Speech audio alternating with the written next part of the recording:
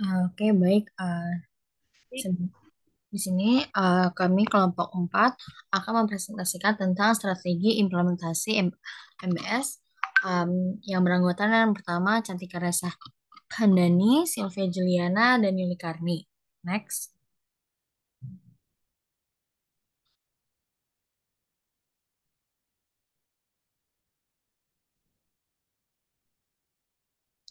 Oke, manajemen berbasis sekolah atau MBS, yaitu salah satu model inovasi pendidikan di Indonesia sebagai muara dari desentralisasi pendidikan dalam kerangka proses reformasi pendidikan. Salah satu wujud dari kesungguhan konteks implementasi MBS adalah dilakukan melalui perenungan, yaitu bertanya dan mempertanyakan apa nilai tambahan yang bisa diraih dalam upaya peningkatan mutu pendidikan. Next. Untuk menghasilkan mutu yang baik, konsep MBS memperhatikan aspek-aspek mutu yang harus dikendalikan secara komprehensif, yaitu yang pertama ada karakteristik mutu pendidikan, yang kedua pembiayaan, yang ketiga metode atau sistem penyampaian bahan materi pelajaran, yang keempat pelayanan kepada peserta didik, orang tua, serta masyarakat. Next.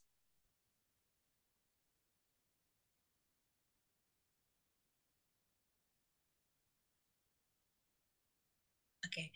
Eh, dalam pelaksanaannya di lapangan, konsep MBS memiliki instrumen kunci yang dikenal dengan nama komite sekolah. Sedangkan untuk merumuskan implementasi MBS harus ada tahapan-tahapan implementasi MBS. Yang pertama itu ada perencanaan. Pada langkah awal perumusan MBS, hal-hal yang diperlukan adalah mengidentifikasi sistem, budaya, sumber daya, mana yang perlu diubah dengan memperkenalkan terlebih dahulu format yang baru dan tentunya yang lebih baik. Membuat komitmen secara rinci yang diketahui oleh semua unsur yang bertanggung jawab jika terjadi perubahan sistem, budaya, dan sumber daya yang cukup mendasar. Kemudian, hadapi penolakan terhadap perubahan dengan memberi pengertian akan pentingnya perubahan demi mencapai tujuan bersama. Bekerja dengan semua unsur sekolah dalam menjelaskan atau memaparkan visi misi, tujuan, sasaran, rencana, dan program penyelenggaraan MBS. Menggarisbawahi prioritas sistem budaya dan sumber daya yang belum ada dan sangat diperlukan. Yang kedua, itu ada mengidentifikasi tantangan nyata sekolah. Pada umumnya, tantangan sekolah bersumber pada output atau lulusan. Sekolah yang meliputi kualitas, produktivitas, efektibilitas, dan efisien. Maka sangat diperlukan identitas dari hasil analisis output untuk mengetahui tingkat kualitas, produktivitas, efektibilitas, dan efisien dari output yang dihasilkan melalui penyelenggaraan pendidikan. Yang ketiga itu ada merumuskan visi, misi, tujuan, sasaran sekolah yang dapat menjamin kelangsungan hidup dan perkembangan sekolah. Itu pada poin ini, visi adalah gambaran masa depan yang diinginkan sekolah agar sekolah bersangkutan dapat menjamin kelangsungan hidup dan perkembangannya. Misi adalah tindakan untuk mewujudkan atau merealisasikan visi tersebut. Tujuan adalah apa yang ingin dicapai atau dihasilkan oleh sekolah yang bersangkutan dan kapan tujuan itu mungkin dicapai. Sasaran adalah penjabaran tujuan yang akan dicapai oleh sekolah dalam jangka waktu lebih pendek dibandingkan dengan tujuan sekolah. Rumusannya harus berupa peningkatan yang spesifik, struktur, jelas kriterianya, dan disertai indikator yang rinci. Yang keempat, ada mengidentifikasi fungsi-fungsi yang diperlukan untuk mencapai sasaran. Nah, pada fungsi-fungsi yang dimaksud adalah unsur-unsur pendukungnya yang saling berkaitan dan tidak dapat berdiri sendiri. Sejauh mana kesiapan fungsi-fungsi tersebut terhadap kegiatan yang akan dilaksanakan dalam mencapai sasaran. Lalu, yang kelima ada melakukan analisis SWOT. Analisis SWOT atau Strength, Weakness, Opportunity Trait dilakukan dengan maksud untuk mengenali kesiapan setiap fungsi dari keseluruhan fungsi sekolah yang diperlukan untuk mencapai sasaran yang telah ditetapkan.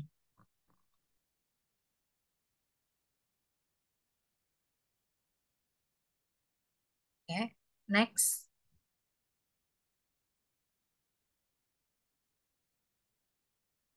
Selanjutnya akan dijelaskan oleh teman saya. Baik, di sini lanjut tahapan implementasi MBS. Yang keenam itu memiliki langkah-langkah alternatif pemecahan masalah. Nah, dalam setiap kegiatan dimungkinkan adanya permasalahan yang timbul. Segala kemungkinan masalah yang akan muncul harus dapat diantisipasi dan dipecahkan dengan menggunakan solusi yang sudah direncanakan sebelumnya. Yang ketujuh itu menyusun rencana program peningkatan mutu. Nah, di mana penyusunan program peningkatan mutu itu harus disertai langkah-langkah pemecahan masalah atau persoalan yang mungkin akan terjadi. Nah, fungsi yang terlibat beserta unsur-unsurnya membuat rencana program untuk jangka pendek, menengah, dan jangka panjang, serta bersama-sama merealisasikan rencana program tersebut. Nah, rencana program biasanya tertuang dalam rencana strategi sekolah. Yang kedelapan itu melaksanakan rencana program peningkatan mutu. Nah, dalam melaksanakan rencana peningkatan mutu, maka fungsi-fungsi terkait hendaknya memanfaatkan sumber daya secara maksimal, efisien dan efektif dan efisien. Yang kesembilan itu melakukan evaluasi pelaksanaan.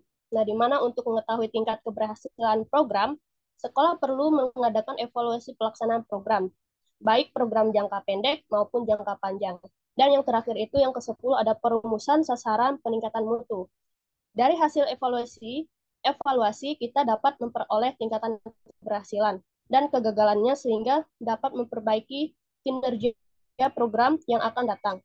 Di samping itu, evaluasi juga sangat berguna sebagai bahan masukan bagi sekolah untuk merumuskan sasaran atau tujuan peningkatan mutu untuk tahun akan datang. Next slide.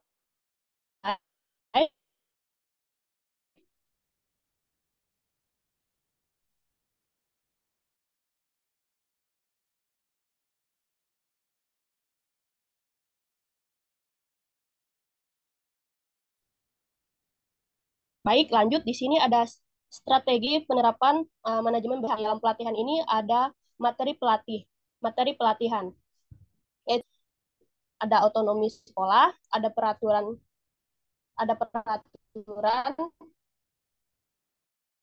serta masyarakat, ada pengelolaan administrasi dan keuangan sekolah. Itu kualifikasi sekolah, kualifikasi kepala sekolah, kualifikasi guru, pengelolaan administrasi sekolah, sistem pengajian kepala sekolah, guru, dan tenaga sekolah lainnya. Penyediaan kesejahteraan kepala sekolah, guru, sarana dan prasarana lainnya, hubungan sekolah dan masyarakat, penyusunan kurikulum, pengujian dan evaluasi, kepus, kepu, kepustakaan sekolah, dan pengaturan jam pembelajaran sekolah. Di sini ada kewajiban dan tanggung jawab sekolah itu adalah penyusunan rencana sekolah, menyusun rencana anggaran sekolah, pengelolaan sekolah sesuai butir 1 dan butir 2, melaksanakan internal monitoring dan self assessment, menyusun laporan tahunan atau kemajuan sekolah berdasarkan butir 1 dan 2, menerima eksternal monitoring dan evaluasi, dan menyusun laporan akhir. Dan peserta pelatihan.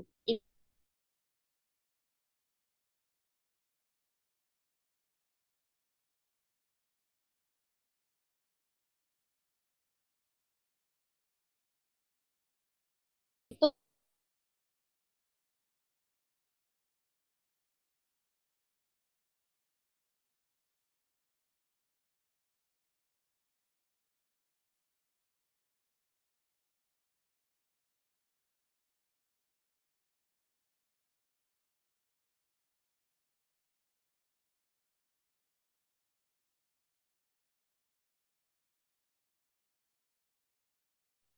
Oke, baik.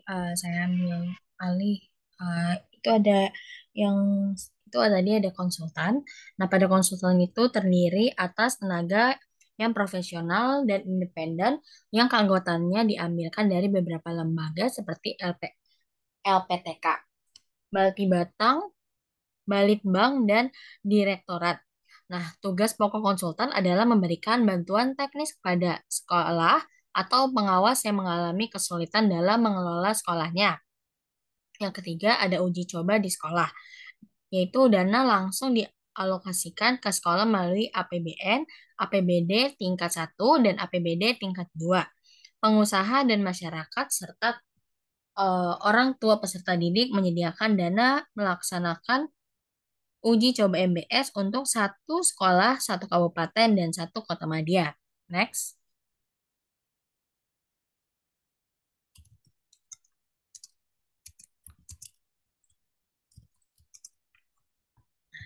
Selanjutnya yaitu ada monitoring dan evaluasi. Nah, pada monitoring ini terdiri dari pengawas ke sekolah, pusat ke pengawas, konsultan, dan sekolah. Evaluasi itu ada terdiri self assessment sekolah, pengawas, dan konsultan. Itu ada lagi pengawas ke sekolah, konsultan ke pengawas, dan sekolah. Dan yang terakhir itu ada pusat ke konsultan, pengawas, dan sekolah. Nah, selanjutnya itu ada eh, yang kelima, publikasi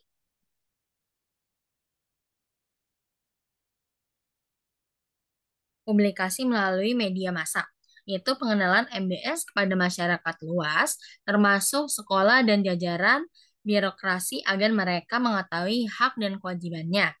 Yang keenam, ada penyediaan tenaga administrasi yang profesional, yaitu diperlukan tenaga administrasi yang profesional untuk pelaksanaan MBS sehingga untuk kegiatan administrasi dapat dikelola dengan baik. Next akan dijelaskan oleh teman saya.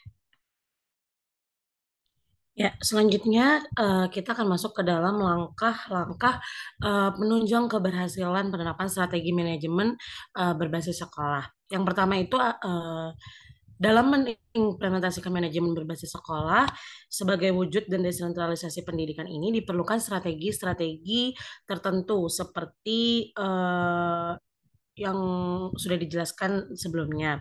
Nah, adapun langkah-langkah nyata di lapangan sebagai penunjang keberhasilan penerapan manajemen berbasis sekolah ini diantaranya adalah sebagai berikut. Yang pertama itu adalah membuat kurikulum yang pro kepada peserta didik. Kurikulum layaknya sebuah hal yang cukup penting bagi peserta didik di dalam sekolah. Hal ini karena um, mereka terkadang merasa uh, tidak merasakan kesesuaian dengan kurikulum yang ada saat ini. Walaupun kurikulum itu seringkali berubah atau terus-menerus cukup sering untuk berganti, akan tetapi sudah diganti rasanya masih tetap sesuai, masih tetap tidak sesuai dan uh, tidak masuk ke dalam peserta didik. Nah, sudah seharusnya sebagai pihak yang berwenang merubah kurikulum yang disesuaikan dengan minat dan bakat peserta didik. Yang kedua, menciptakan proses belajar mengajar yang menyenangkan. Untuk sebagian peserta didik merupakan tempat yang untuk sebagian peserta didik terkadang proses pembelajaran itu tidak menyenangkan dan tidak menimbulkan rasa semangat. Untuk mengantisipasi hal tersebut, diharapkan sekolah juga dapat menciptakan proses belajar yang menyenangkan untuk peserta didik tersebut. Disinilah peran penting tenaga pendidik yang seharusnya dapat memahami karakteristik para peserta didik sehingga suasana di kelas dalam proses pembelajaran itu dapat menyenangkan dan peserta didik dapat merasa nyaman untuk melakukan proses pembelajaran. Yang selanjutnya meningkatkan mutu para pendidik. Dengan adanya program manajemen berbasis sekolah ini, jika berjalan dengan baik, peran aktif dari para pendidik itu cukup cukup merupakan aspek yang penting dan para pendidik juga harus memiliki mutu yang baik. Nah, para pendidik yang bermutu diharapkan bisa memanajemen memanage sumber daya yang tersedia di sekolahnya seoptimal mungkin. Upaya yang umumnya dilakukan pemerintah untuk meningkatkan mutu para pendidik adalah dengan mengadakan sebuah program pelatihan. Selanjutnya yaitu adalah dukungan tenaga kependidikan di sekolah. Stakeholder di dalam sekolah lainnya yang memiliki peran penting dalam manajemen berbasis sekolah ini adalah tenaga kependidikan sekolah. Tenaga kependidikan yang dimaksud itu adalah anggota masyarakat selain tenaga pendidik yang mengabdikan dirinya untuk pendidikan yang berada di sekolah. Dukungan tenaga kependidikan di sekolah sangat penting untuk menciptakan kemandirian yang ada di sekolah tersebut. Selanjutnya ada keaktifan peserta didik. Dengan keaktifan peserta didik di sekolah sangat diperlukan untuk menciptakan manajemen berbasis sekolah yang baik. Meskipun peserta didik bukan pengambil kebijakan sekolah, tapi dengan adanya peserta didik dapat memberikan saran dan masukan agar terciptanya kemandirian di sekolah sehingga sekolah bisa mengalokasikan sumber daya yang tersedia secara optimal. Next, peran aktif orang tua peserta didik. Orang tua peserta didik di sini juga memiliki peran penting di dalam penyelenggaraan program manajemen berbasis sekolah ini. Orang tua peserta didik juga diharapkan untuk mengawasi perilaku anak-anaknya dan tidak sepenuhnya membebankan kepada pihak sekolah. Orang tua peserta didik juga diharapkan aktif dalam memberikan pandangan-pandangannya untuk memajukan sekolah tersebut. Yang ketujuh, ada sarana dan prasarana pendukung yang memadai. Untuk memajukan mutu pendidikan di sekolah, sarana dan prasarana pendukung sangat diperlukan. Peserta didik akan menjadi lebih mudah dalam menyerap berbagai pembelajaran di sekolah dengan bantuan sarana dan prasarana yang ada di sekolah tersebut. Apalagi saat ini kita ketahui bahwa uh, zaman sudah berkembang dan sudah beralih ke era digital, di mana peserta didik akan semakin mudah untuk memahami pembelajaran dengan bantuan multimedia. Yang kedelapan ada pengawasan masyarakat di sekitar. Pengawasan dari masyarakat di sekitar merupakan bentuk dukungan untuk menciptakan sekolah yang baik. Jika sekolah tersebut berprestasi, ada baiknya masyarakat memberikan apresiasi. Begitu pula sebaiknya apabila sekolah tersebut memiliki citra negatif, ada baiknya masyarakat mengkritik kebijakan di dalam sekolah tersebut untuk memajukan sekolah tersebut dan bisa sekolah tersebut mengetahui apa kelebihan dan kekurangan yang dimiliki oleh sekolah tersebut. Yang kesembilan ada dukungan finansial. Faktor penting lainnya dalam menciptakan manajemen berbasis sekolah yang baik itu adalah dukungan finansial. Semakin kuat dukungan finansialnya, maka kemungkinan terciptanya kemandirian sekolah akan semakin besar. Kita bisa mencontoh dari sekolah-sekolah swasta di Indonesia yang memiliki reputasi manajemen berbasis sekolah yang baik dengan dukungan finansial yang cukup kuat. Yang terakhir itu adalah peran pemerintah. Peran pemerintah itu merupakan hal yang cukup utama dan dalam memajukan pendidikan nasional. Dalam hal ini dengan program manajemen berbasis sekolah, peran pemerintah itu cukup penting dan cukup utama juga. Pemerintah diharapkan bisa membuat kebijakan-kebijakan yang pro kepada pendidikan nasional, seperti membuat kurikulum yang pro kepada peserta didik, mengimplementasikan kebijakan 20% APBN untuk pendidikan, dan yang lain-lainnya. Ya, adapun kesimpulan dari presentasi kami itu adalah manajemen berbasis sekolah merupakan manifestasi dari adanya bidang pendidikan. Nah, MBS ini merupakan hal yang perlu dilakukan dan menjadi kunci penting dalam peningkatan mutu pendidikan. Kepala sekolah, guru, dan masyarakat sebagai subjek utama dalam penyelenggaraan pendidikan di sekolah demi tercapainya tujuan utama manajemen berbasis sekolah, yaitu meningkatkan kinerja sekolah, terutama kinerja belajar peserta didik menjadi lebih baik. Sekian presentasi dari kelompok kami, kurang lebihnya mohon dimaafkan. Di sini kami kelompok membuka kepada teman-teman jika ada yang ingin bertanya. Kami membuka kepada 3 penanya. Bagi yang ingin bertanya boleh raise hand terlebih dahulu. Terima kasih.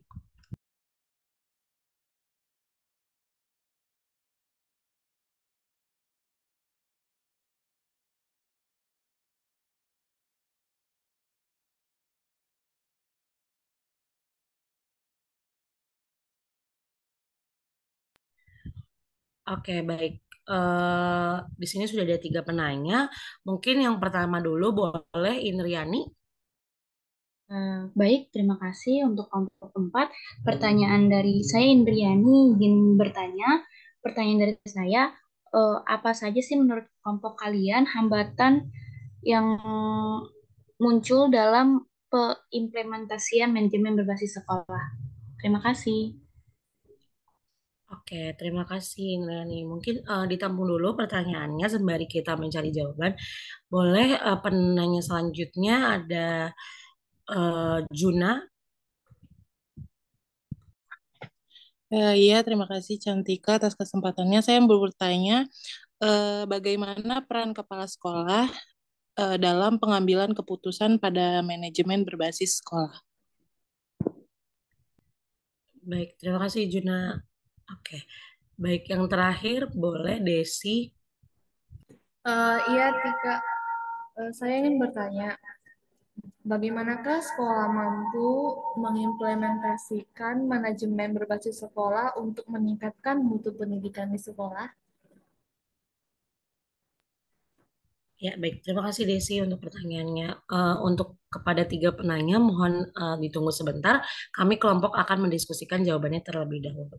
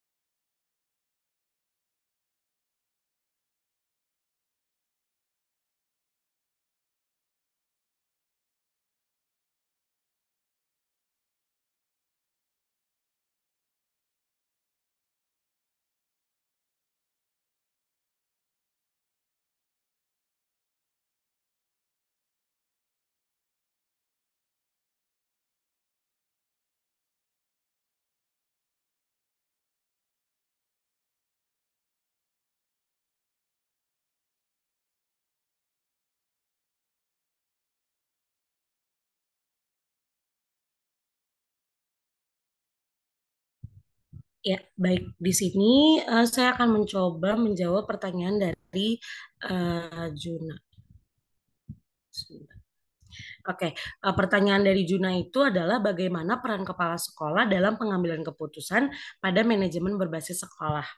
Ya, berdasarkan hasil diskusi kelompok kami, melalui sistem manajemen berbasis sekolah, kepala sekolah itu memegang kekuasaan yang cukup penting dan cukup besar dalam menetapkan prioritas menyangkut anggaran dana, menetapkan prioritas yang menyangkut anggaran dana, menetapkan prioritas dalam mengembangkan pola rekrutmen staf serta menyusun program-program yang sesuai dengan tujuan-tujuan yang telah ditetapkan sebelumnya. Jadi menurut kelompok kami peran kepala sekolah itu sangat penting dan cukup penting dalam memutuskan terjadinya manajemen berbasis sekolah. Seperti itu Juna, apakah dapat dipahami? Iya, dapat Cantika. Terima kasih atas jawabannya. Baik, terima kasih.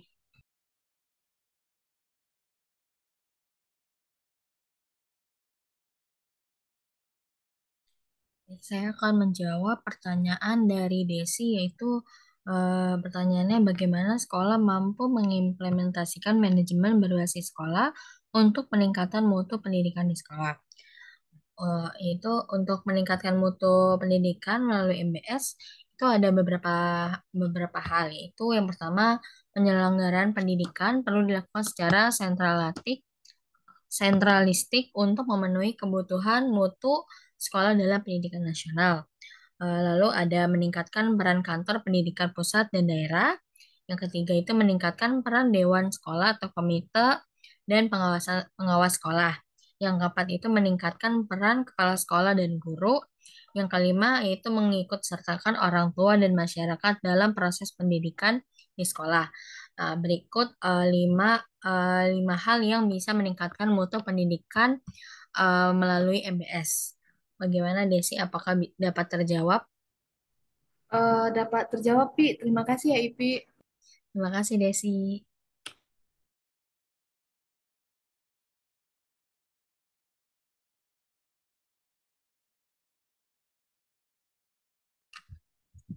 Ya, baik. Selanjutnya di sini saya akan menjawab pertanyaan terakhir dari Indriani. Apa saja hambatan dalam implementasi manajemen berbasis sekolah? Berdasarkan hasil diskusi kelompok kami, hambatan-hambatan yang dihadapi sekolah ketika mengimplementasikan manajemen berbasis sekolah itu adalah kurang berpartisipasi dalam pengembangan kurikulum, lalu kurangnya kesadaran peserta didik dalam memenuhi tugas dan haknya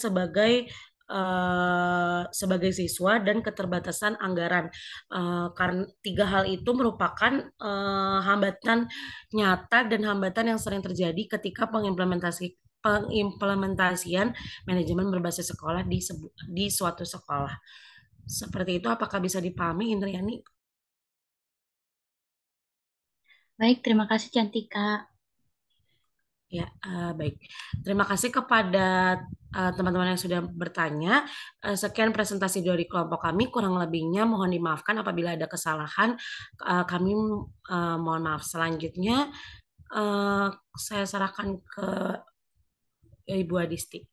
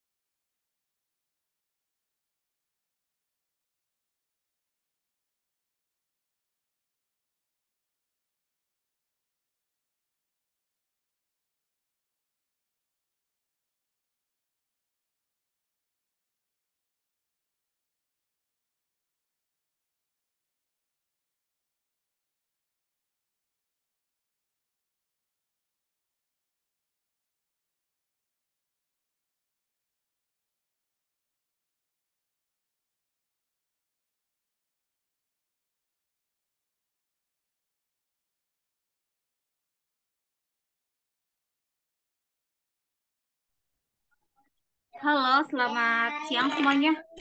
Mohon Siang, maaf ini Bu. saya baru sampai rumah.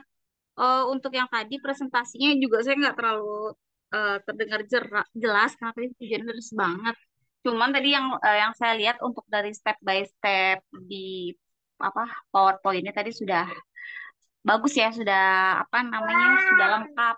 Hanya saja mungkin ketika membuat PPT tentang tadi kan ada apa langkah-langkah manajemen juga ya MBS itu kayak yang konsultasi apa itu mungkin dikasih tanda panah kali ya, dikasih tanda panahnya maksudnya awalnya dari mana gitu, karena kalau misalkan nanti slide-nya dibaca orang tanpa penjelasan pasti akan bingung startnya dari mana nih, apakah konsultasi dulu ataukah persiapan dulu atau dan yang lain-lain sebagainya, itu seperti itu. Nanti saya coba dengerin dulu rekamannya semuanya, baru nanti saya kasih tanggapan apa di grup ya. Mungkin seperti itu. Bagaimana? Baik, boleh, Bu. Oh, karena jujur saya tadi kurang begitu mendengar ya karena balapan sama suara hujan. Saya juga tadi udah berusaha untuk dengerin, cuman nggak begitu jelas dengarnya gitu karena nggak pakai headset juga. Saya pikir kan tadi jam 1 udah sampai rumah lah ya. Tapi hujannya deras banget. Oke, baik gitu aja, kita tutup dengan doa. Baik, Bu. Saya bantu tutup dalam doa ya, Bu. Ya. Terima kasih untuk Bu Disti dan teman-teman. Sebelum kita menyelesaikan perkuliahan kita pada siang hari ini, kita tutup dalam doa. Saya akan berdoa menurut kepercayaan saya, Kristen Protestan, yang lainnya menyesuaikan. Mari kita satu di dalam doa. Tuhan Yesus yang baik, terima kasih Tuhan atas berkat-Mu. Terima kasih Engkau telah mengumpulkan kami untuk perkuliahan manajemen berbasis sekolah pada siang hari ini melalui Zoom Tuhan. Kami sudah menyelesaikan perkuliahan kami Tuhan. Engkau berkati agar kiranya kami mahasiswa, sebagai mahasiswa kami dapat mengerti dan dapat memahami materi yang sudah kami pelajari. Kami juga ingin berdoa untuk dosen kami Tuhan, Ibu Adisti, Engkau berikan selalu kesehatan agar kiranya beliau bisa selalu mengajar kami untuk di minggu-minggu selanjutnya. Selanjutnya kami akan melanjutkan aktivitas kami selanjutnya. Tuhan, Engkau berkati agar kiranya segala aktivitas yang akan kami kerjakan dapat berjalan dengan lancar Tuhan. Ampuni salah dan pelanggaran kami Tuhan, dalam nama Tuhan Yesus kami berdoa dan mengucap syukur. Amin. Amin. Terima kasih Catika. Terima kasih untuk semuanya. Saya coba dengerin rekamannya dulu ya. Baik Bu, terima kasih ya Bu. Oke, terima kasih. Selamat siang. Tuhan memberkati. Terima kasih, Bu.